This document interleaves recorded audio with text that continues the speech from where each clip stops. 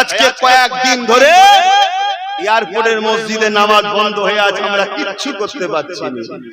কিচ্ছু করতে পারবে না তোমাদের সেই মুরদও না। কেন? তোমরা 79 বছর ধরে পরের বাপকে বাপ বলেছো, আর সেই জায়গায় দাঁড়িয়ে থেকে একটা নবী বংশের বাচ্চা যখন তাদের মধ্যে থেকে বেরিয়ে উঠে দাঁড়িয়ে বলেছে, আসো ভাগ দরকার ভাগ, পরের বাপকার বাপ বলবো নি, নিজের একটা তৈরি করে নেবো, তখন সব কটা মুনাফিক গাদ্দার মুসলমানগুলো আমার বিরুদ্ধে লেগেছে। আর আমাকে যারা ভালোবেসেছে তাদেরকে মেরেছে, পিটেছে, কেস দিয়েছে, জেল দিয়েছে, ঘর ভেঙেছে, কি না ক্ষতি করেছে, করেছে না করেনি? কিন্তু এরপরও আমি আজকে বলে যাব, এখনো সময় আছে। তওবাকারীকে আল্লাহ পছন্দ করে, পরিবর্তন হয়, তওবা করে ফিরে আসে। আল্লাহর জমিনের উপরে কোন জালিম, কোন অন্যায়কারী অন্যায় করবে আর আমি আপনি চুপ করে থাকবো, এর শাস্তিটা কি সেটাও শুনলেন। হযরত নবী লূত আলাইহিস সালামকে আল্লাহ বলছেন ৮০,০০০ লোক মারবো, তার মধ্যে থেকে ৪০,০০০ ভালো, ৪০,০০০ খারাপ। আল্লাহর নবী লূত আলাইহিস সালাম বলছেন, আল্লাহ ভালো লোকগুলোকে কেন মারবেন? আল্লাহ বলছে ভালো লোকগুলোকে এজন্য মারবো, খারাপ লোকজন খারাপ করে, ভালো লোকগুলো রোখেনে কেন? তা'মুরুনা বিল মা'রুফ ওয়া তানহাউনা আনিল মুনকার, অন্যায়কে রুখতেই হবে। আমরা মুসলিমদের দলে, জালিমদের দলে নয়। আমরা মার খেয়েছি যুগে যুগে, আজও খাচ্ছি, আগামীতেও খাবো, কিন্তু মারতে আমরা রাজি নই। বলুন আলহামদুলিল্লাহ। কেন? মার খাওয়া ওয়ালাদের সাথে আল্লাহ থাকে। অবশ্যই মার খাওয়ার পরেও কিন্তু একটা আশ্চর্যের বিষয়, যেটা শুনলে অবাক হবে, বিজয় কিন্তু যুগে যুগে আমাদের হয়েছে, আগামীতেও আমাদেরই হবে। জোরে বলুন সুবহানাল্লাহ।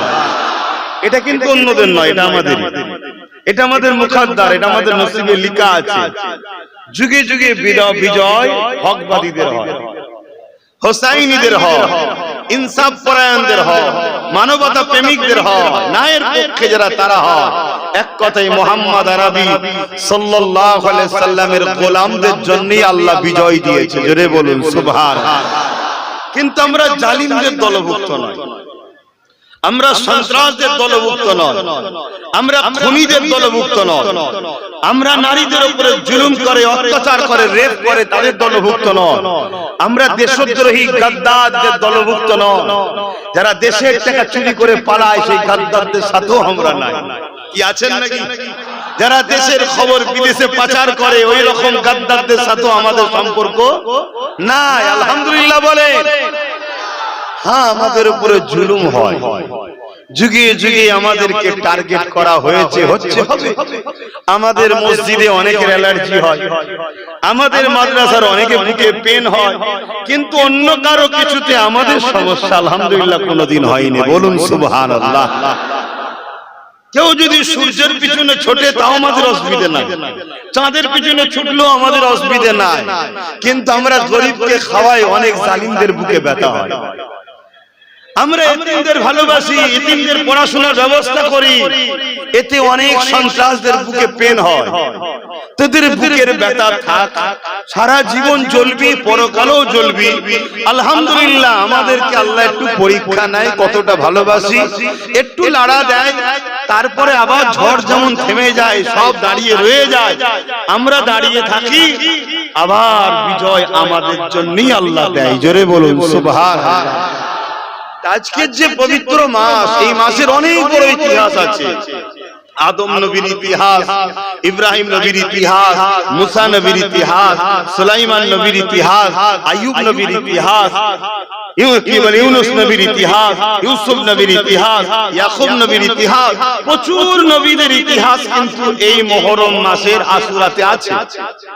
এখন সব ইতিহাস বলতে গেলে তোমার জীবন কেটে যাবে, কিন্তু সব ইতিহাসকেই মাথায় রাখি। সব নবীদের পায়ের জুতোর ধুলো আমাদের জন্য চোখের সুরমার থেকেও দামি, কোন জায়গায় সমস্যা নাই। কিন্তু হাকিকাত এই মাস এলে বা সারা বছরই আমরা ইমাম হোসাইন পাকের ইতিহাসটা বেশি স্মরণ করি, বলি আলহামদুলিল্লাহ। কেন আমার ইমাম পাক যে কুরবানি দিয়েছে, এ কুরবানি হযরতে সাইয়্যিদুনা ইব্রাহিম আলাইহিস সালাম নিজের বাচ্চাকে দিতে গিয়েও কিন্তু এই কুরবানি দিতে পারেন, যে কুরবানি ইব্রাহিমের আওলাদ সাইয়্যিদুনা হুসাইন পাক দিয়েছেন। জোরে বলুন সুবহানাল্লাহ। তাই কারবালা ইমাম হুসাইন পাক বলেছিলেন, নানা জান সৈয়দ ইব্রাহিম আলাইহিস সালাম, আজ দেখুন আপনার আওলাদ আল্লাহর খুশির জন্য পুরো পরিবারকে কুরবানি করে দিল। জোরে বলুন সুবহানাল্লাহ। তো সেই কারবালার ইতিহাস সংক্ষেপে একটু বলবো। আর আমার মনে হয় প্রত্যেকটা মসজিদে, এটা আমার মনে হয়, আমি কাউকে জ্ঞান দিচ্ছি, কেন আলেমদের ঘরে আমি কি জ্ঞান দেবো, আমি ছোটখাটো মানুষ। আমার মনে হয় প্রত্যেকটা ইমাম, প্রত্যেকটা আলেম, প্রত্যেকটা বুজুর্গানে দ্বীন, প্রত্যেকটা পীর, প্রত্যেকটা মুর্শিদ, প্রত্যেকটা আমির, প্রত্যেকটা শায়েখ, প্রত্যেকটা হযরতের এখন মনে হয় এখন এই মুহূর্তে যা সময় এসেছে, পিরিয়ড যা চলছে, প্রত্যেকটা মসজিদে, খানকাতে, জলসাতে মনে হয় কারবালাকে বেশি করে উম্মতকে শোনানো দরকার। কেন হুবহু মিলছে কারবালার সঙ্গে এখনকার ইতিহাস, হুবহু চলছে।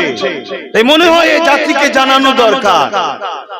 তাই মুহররমের মাসও চলছে, সংক্ষেপ সময় কারবালা নিয়ে হয়তো আমার পূর্বে যেসব উলামারা আলোচনা করেছেন, কারা কারা আলোচনা করেছেন আপনারা ভালো জানেন, কর্তৃপক্ষরা আরো ভালো জানে, তেনারা হয়তো আলোচনা করেছে।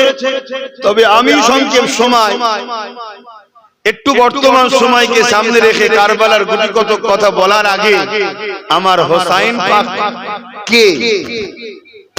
আমার হুসাইন পাক তিনি শুধু জান্নাতি এমনটা নয়, জান্নাতে যাবে তিনার ফায়সালার উপরও নির্ভর। জোরে বলুন সুবহানাল্লাহ। অর্থাৎ জান্নাতি যুবকদের সরদার হলেন হুসাইন পাক। জোরে বলুন সুবহানাল্লাহ। আপনি যদি এজিদে মুসলমান হন, আপনি কি হুসাইন পাকের সঙ্গে জান্নাতে থাকতে পারবেন? একটু হ্যাঁ কি না বলবেন। আপনি যদি হুসাইনি মুসলমান হন, তাহলে আপনি জান্নাতে হুসাইন পাকের সঙ্গে থাকবেন। তো হুসাইনি মুসলমান কারা, এজিদি মুসলমান কারা, একটু সেটাও বলবো। তো ইমামে হুসাইন পাক তিনি শুধু জান্নাতের সার্টিফিকেট পেয়েছে তা নয়, জান্নাতের সার্টিফিকেট তো আরো সাহাবারা পেয়েছে। এক মহিলা রাসূলুল্লাহর কাছে এসেছেন, হুজুর আলোচনা হচ্ছে, আপনি ওয়াজ করেছেন, নবী আলোচনা করেছে যে বুড়ো বুড়িরা জান্নাতে যাবে না। মহিলা কাঁদছে, হুজুর আমি কেন যুবতী বয়সে মারা গেলাম না, আজ আমার জান্নাত যাওয়া হবে না।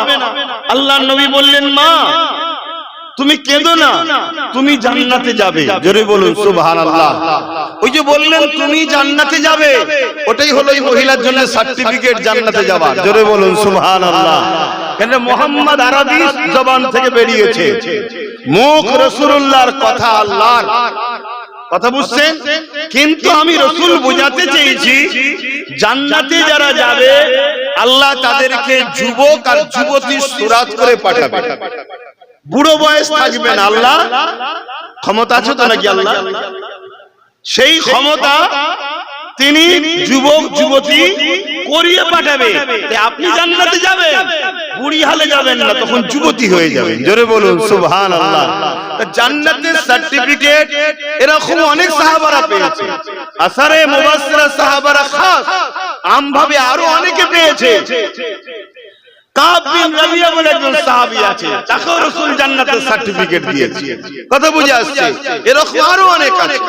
আমি যেটা বলতে চাইছি, সাইয়্যিদুস শুহাদা, যত শহীদ আছে শহীদদের সরদার হযরতে সাইয়্যিদনা ইমামে হুসাইন পাক আলাইহিস সালাম রাদিয়াল্লাহু তাআলা তিনি জান্নাতের যুবকদের সরদারের লিডারশিপের সরদারের সার্টিফিকেট পেয়েছে। জোরে বলুন সুবহানাল্লাহ। আচ্ছা, এই গ্রামে যদি দুটো ফুটো মস্তান সাহায্য নিয়ে দুদিনের পাওয়ারের জোরে যদি একটা ধর্মীয় জলসা করতে দিতে না পারে, ক্ষমতা যদি তার থাকতে পারে,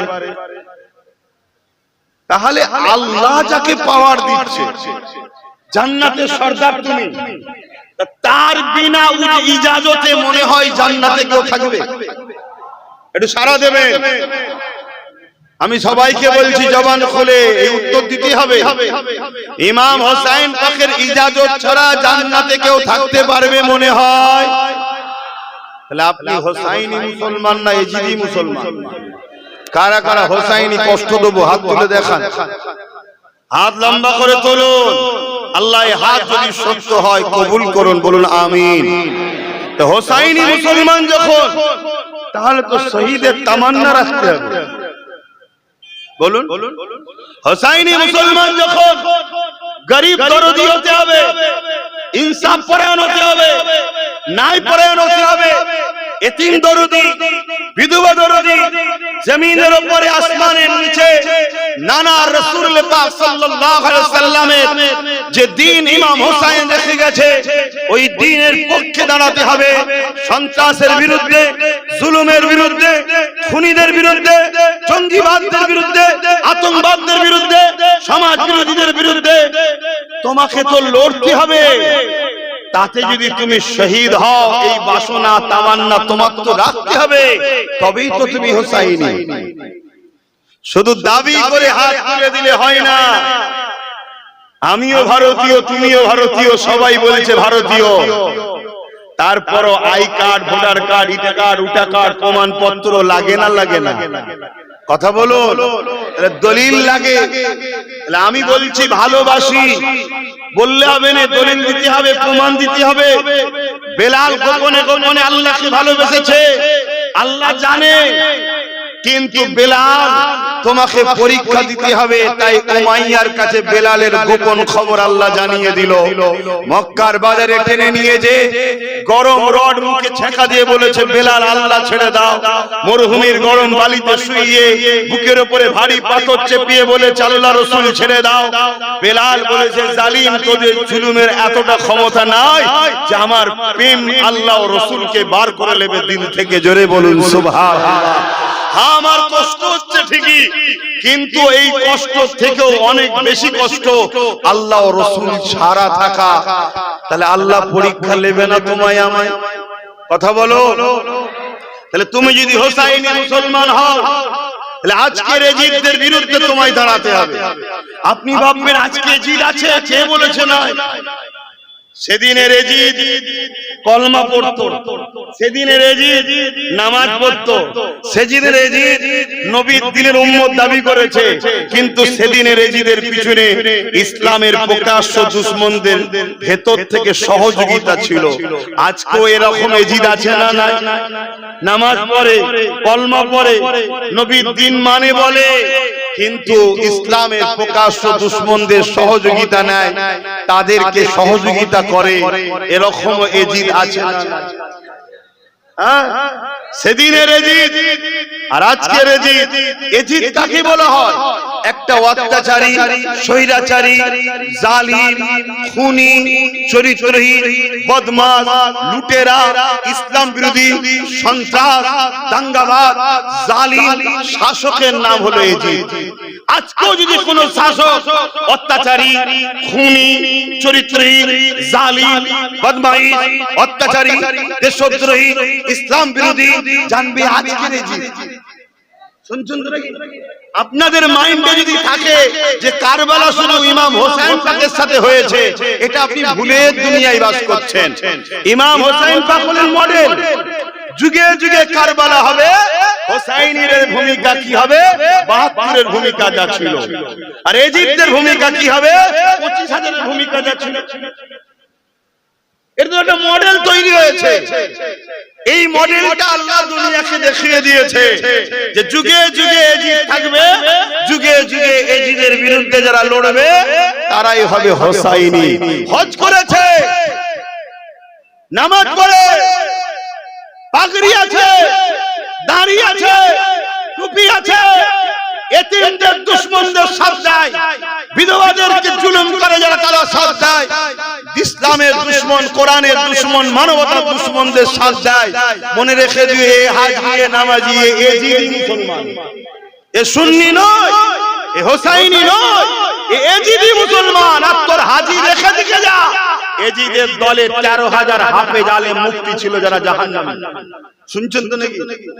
কত কত 13,000 3,000 মুফতি ছিল, 3,000 হাফেজে কোরআন ছিল, 7,000 আলেম ছিল। তা আজকে যদি 2-5টা মুফতি এদিকে সাথ দেয়, এতে আশ্চর্য হবার কিছু নেই তো। আজকে যদি 2-4টে মুফতি মাওলানা হাফেজ আলেম পীর পীরজাদা আজকের এজিদের সাথ দেয়, এতে আশ্চর্য হবার কিছু নেই। এটাই তো পরীক্ষা আল্লাহ। তোমাকে দেখতে হবে আমি কোন দিকে আছি। ইসলাম কি? ইসলাম কি বলুন। আমরা তো জানি ইসলাম মানে নামাজ, ইসলাম মানে রোজা, ইসলাম মানে দাড়ি, ইসলাম মানে টুপি, ইসলাম মানে মসজিদ বানাও, ইসলাম মানে ঈদগাহ বানাও, ইসলাম মানে মাদ্রাসা বানাও। আমরা তো মনে করি এইটুখানি ইসলাম। অবশ্যই এগুলো ইসলাম, কিন্তু এগুলো থেকেও 75% বড় কাজ আরো আছে, যেগুলো আমরা ছেড়ে দিয়ে বসে আছি। ইসলাম দাঁড়িয়ে আছে তা'মুরুনা বিল মা'রুফ ওয়া তানহাউনা আনিল মুনকার। যেমন একটা ট্রেন যায় দুটো পাট্টির উপর দিয়ে, ইসলাম যায় দুটো পাট্টি দুটো রাস্তার উপর দিয়ে, দুটো দিক আছে। তা'মুরুনা বিল মা'রুফ ওয়া তানহাউনা আনিল মুনকার। অন্যায়কে মিটিয়ে ন্যায়কে প্রতিষ্ঠিত করার নাম হলো ইসলাম। জোরে বলুন সুবহানাল্লাহ। আমরা নামাজটাকে ধরে রেখেছি, মুসাল্লাটাকে ধরে রেখেছি, কিন্তু সন্ত্রাসবাদের বিরুদ্ধে, জঙ্গিবাদের বিরুদ্ধে, নারী লোকদেরকে ধর্ষণ করে জুলুম করত, খুন করত, মানবতাকে যারা মিটিয়েছে, জমিনে ফিতনা করেছে, তাদের বিরুদ্ধে মওলা আলী তরোয়াল ধরেছিল, এটাকে ছেড়ে দিই। আমরা বলছি ইসলামের পক্ষে। শুনছেন তো নাকি? অন্যায়ের পক্ষে নয় থাকো, অন্যায়ের বিরুদ্ধে লড়ো, এর নাম হলো ইসলাম। যুগে যুগে লড়াই হয়েছে অন্যায়ের বিরুদ্ধে, যুগে যুগে মিথ্যার বিরুদ্ধে, সন্ত্রাসের বিরুদ্ধে। আরো একটু বলছি, যত নবী এসেছেন প্রত্যেকটা নবী দুটো কাজ করেছে। সন্ত্রাসবাদ, জালিম খুনি, সন্ত্রাস অত্যাচারী জালিম শাসকের বিরুদ্ধে লড়াই করে আল্লাহর জমিনে মানুষকে শান্তিতে বসবাস করার রাস্তা করেছে। জোরে বলুন সুবহানাল্লাহ। আর এই রাস্তাটার নাম হলো ইসলাম। এটার নাম কি? ইসলাম। আমরা শুধু একটা ধর্ম হিসেবে জড়িয়ে দিলে হবে না।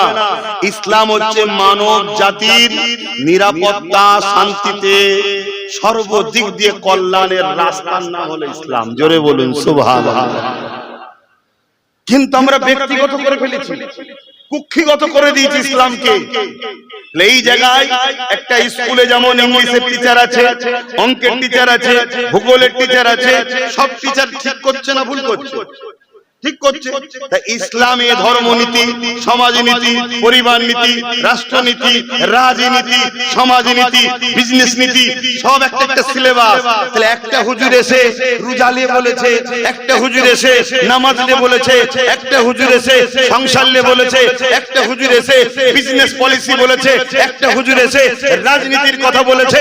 তখন মুসলমানদের বুকে ব্যথা হয় কেন?